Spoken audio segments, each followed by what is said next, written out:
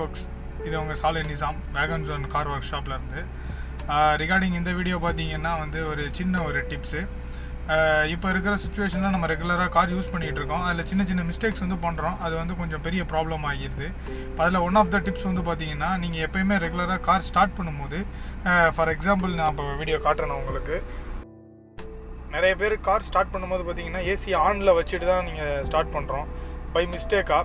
So நீங்கள் AC ஆனில் வச்சுட்டு நீங்கள் கார் ஸ்டார்ட் பண்ணும்போது உங்களுக்கு அதோட லோடு, அதாவது கம்ப்ரெஷரோட லோடு ஜாஸ்தியாக இருக்கனால இன்ஜினில் கொஞ்சம் ப்ரெஷர் இமீடியட்டாக உங்களுக்கு பவர் ஜாஸ்தி கேட்கும். அந்த டைமில் என்ன ஆகும்னா செல்ஃப் மோட்ரு உங்களுக்கு அடி வாங்கிடும். ஒன்று, எப்போவுமே ஏசி ஆஃப் பண்ணிவிட்டு நீங்கள் காரை ஸ்டார்ட் பண்ணுங்கள்.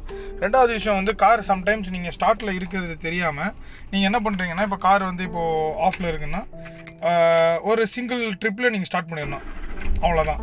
ஸோ நீங்கள் கண்டினியூஸாக நீங்கள் ஒரு 2-3 செகண்ட்ஸ் நீங்கள் வச்சுருக்கும் போது என்ன ஆகும் அப்படின்னு பார்த்தீங்கன்னா, உங்களுக்கு கார் சடனாக செல்ஃப் மோட்ரு உங்களுக்கு சீக்கிரம் வீக் ஆகி செல்ஃப் மோட்ரு போயிடும். ஸோ அப்ராக்சிமேட்டாக செல்ஃப் மோட்டரோட காஸ்ட் பார்த்தீங்கன்னா இட் அப் டு 10,000 வரைக்கும் உங்களுக்கு வரும் நார்மல் சி செக்மெண்ட் கார்ஸில். ஸோ அதனால் நீங்கள் பார்த்து உஷாராக நீங்கள் ஸ்டார்ட் பண்ணும்போது ஏசி ஆஃப் பண்ணிக்கோங்க. ஏசி ஆஃப் பண்ணிட்டு கார் ஸ்டார்ட் பண்ணும்போது 1 to 1.5 செகண்ட்ஸ் மட்டும் நீங்கள் ஸ்டார்ட் பண்ணால் போதும். ஓகேங்களா? Thank you folks.